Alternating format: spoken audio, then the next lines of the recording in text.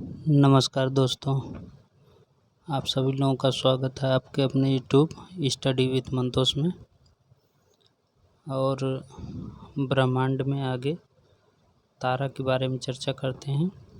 Star यानी तारा, तारा क्या है? तो सबसे पहले इसके बारे में जान लेते हैं कि तारा क्या है।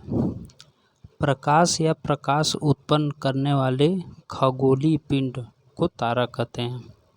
खगोलीय पिंड को तारा कहते हैं,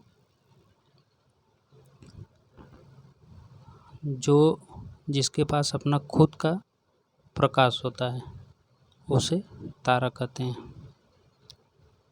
ठीक, इसके पास अपना खुद का प्रकाश होता है, ये किसी और के प्रकाश पर निर्भर नहीं होता है। ठीक, आकाशगंगा के घूर्णन से ब्रह्मांड में उपस्थित गैसों के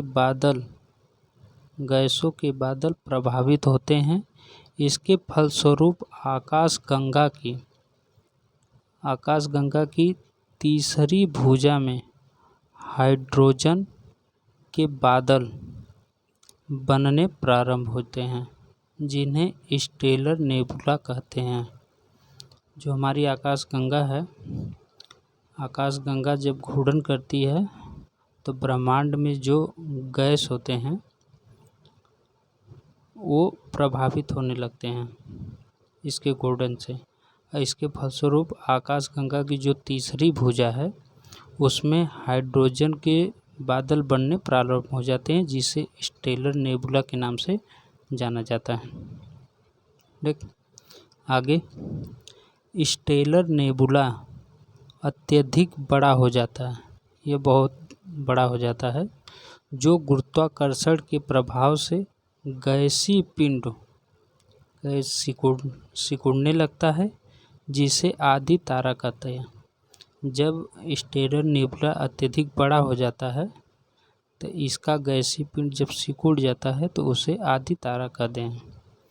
आदि तारे का केंद्र अत्यधिक सघन होता है, इसलिए इसे भ्रूण तारा भी कहा जाता है। आदि तारा को ही जब ये अत्यधिक सघन हो जाता है तो इसे भ्रूण तारा कहा जाता है, तो इसलिए आदि तारा के ही भ्रूण तारा भी कहा जाता है।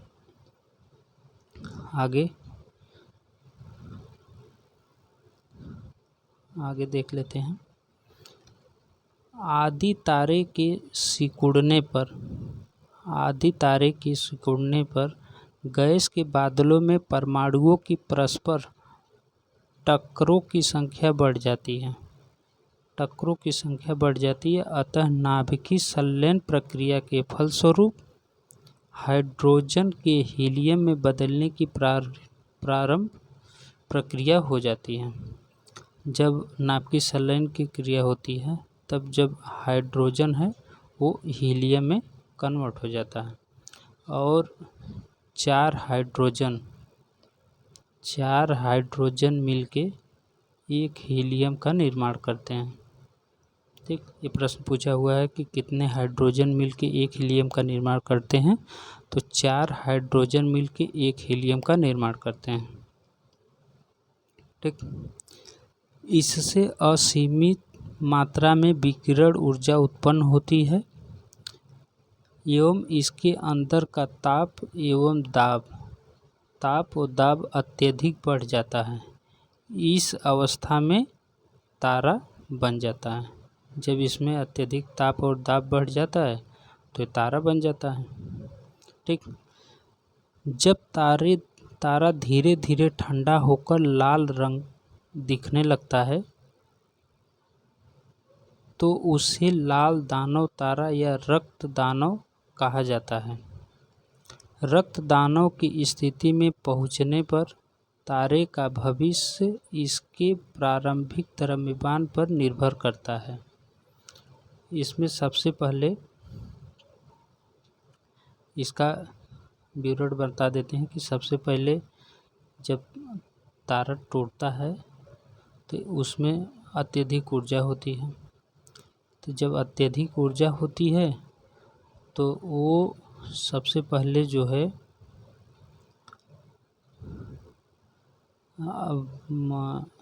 चमकीला दिखता है, उसके बाद धीरे धीरे वो अपना रंग बदलना शुरू कर देता है। ठीक, वो नीला होता है। ठीक, जब सबसे अधिक होता है उसमें चमक नीला, फिर उसके बाद पीला होता है, फिर उसके बाद सफ़ेद होता है, उसके बाद लाल होता है।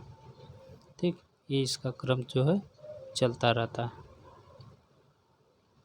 आगे 1983 में नोबेल पुरस्कार से सम्मानित भारतीय मूल के अमेरिकी खगोल भौतिकविद चंद्रशेखर, ये एस चंद्रशेखर इनका नाम था, एस चंद्रशेखर के अनुसार अभी क्या बताए हैं कि इसके बारे में भी जान लेते हैं।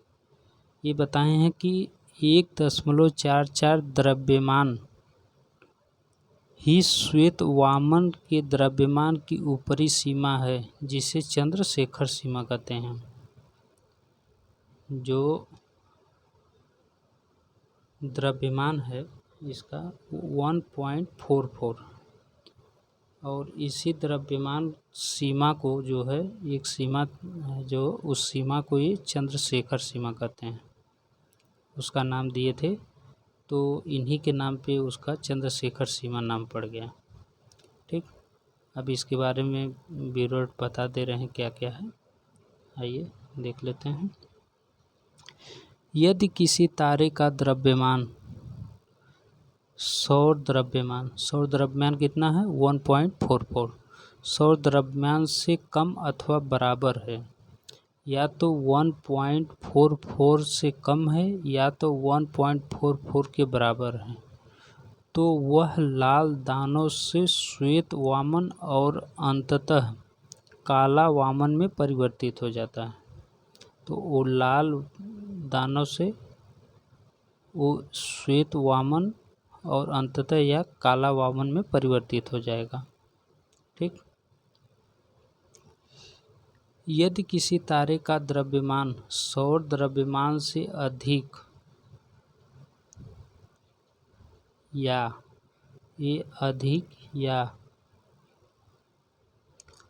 कई गुना अधिक हो जाता है, तो द्रव्यमान के अनुरूप सुपरनोवा विस्फोट के बाद वह तारा न्यूट्रॉन तारा अथवा ब्लैक होल के रूप में रूपांतरित हो जाता है। इसका द्रव्यमान 1.44 से अधिक या कई गुना अधिक जब हो जाता है तो इसमें सुपरनोवा विस्फोट होता है। जब सुपरनोवा विस्फोट हो जाता है तो यह न्यूट्रॉन तारा या ब्लैक होल में रूपांतरित हो जाता है। श्वेत वामन एक जीवाश्म तारा है। जो श्वेत वामन है ये जीवाश्म तारा है, जिसकी बाह्य परत को स्मोक रिंग कहा जाता है। जो श्वेत वामन है ये एक जीवाश्म तारा है और इसकी जो बाहरी परत है इसे स्मोक रिंग कहा जाता है। ठीक, ऐसे तारे जो रक्त दानव अवस्था को प्राप्त करते हैं उनका क्रोड अत्यधिक गुरुत्व के कारण सिकुड़ जाता है और तापमान में अतिशय वृद्धि से क्रोड का हीलियम कार्बन में और कार्बन भारी धातुओं जैसे लोहे में रूपांतरित हो जाता है। जब ये सिकुड़ जाता है तो इसका जो क्रोड होता है वो क्रोड जो है वो हीलियम, जो क्रोड का हीलियम है वो कार्बन में और जो कार्बन है वो भारी धातुओं में रूपांतरित हो जाता है। ठीक, अंत में तारे का केंद्र लोहे से युक्त हो जाता है, जिसके कारण केंद्र में नाभिकीय संलयन की क्रिया रुक जाती है। तारे की मध्यवर्ती परत में गुरुत्वाकर्षण बल के कारण तारे के केंद्र में तीव्र विस्फोट होता है। इस दौरान निकली ऊर्जा तारे की ऊपरी परत को नष्ट कर देती है, जिसे सुपरनोवा विस्फोट कहा जाता है। जब वो जो उसमें से ऊर्जा निकलती है, जब वो ऊर्जा ऊपरी परत को नष्ट कर देती है, तो इसमें तब इसे सुपरनोवा विस्फोट कहा जाता है। ठीक, आगे सुपरनोवा विस्फोट के पश्चात सुपरनोवा से प्रघात लहरें तथा गैसों के बादल निकलते हैं। इस गैसीय बादल से तारों की नई पीढ़ी का जन्म होता है। ठीक, इस गैसीय बादल से तारों की नई पीढ़ी का जन्म होता है। सुपरनोवा विस्फोट से बचे हुए केंद्रीय भाग से न्यूट्रॉन तारों का निर्माण होता है। यह बचा हुआ भाग अपने अक्ष पर प्रति सेकंड 30 बार घूर्णन करता है। सोच लिए कितना तगड़ा ये घूमता है कि 1 सेकंड में ये 30 बार घूर्णन करता है तथा तीव्र रेडियो तरंगें उत्सर्जित करता है। न्यूट्रॉन तारे को ही पल्सर भी कहा जाता है।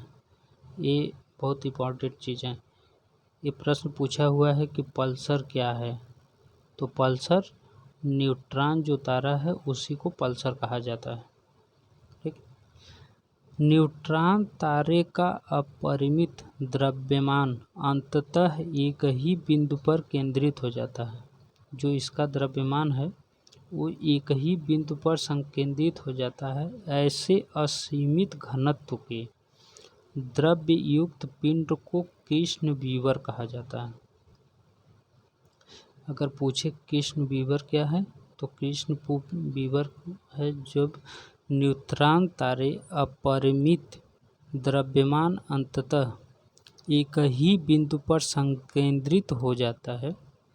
ऐसे असीमित घनत्व के द्रव्य युक्त पिंड को कृष्ण विवर कहते हैं। अंततः संकुचित तारे जो कि अदृश्य हो जाते हैं उसे कृष्ण विवर कहते हैं। इसे ब्लैक होल भी कहते हैं। इसे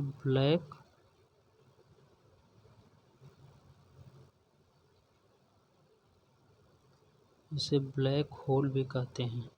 और ब्लैक होल में कोई भी अगर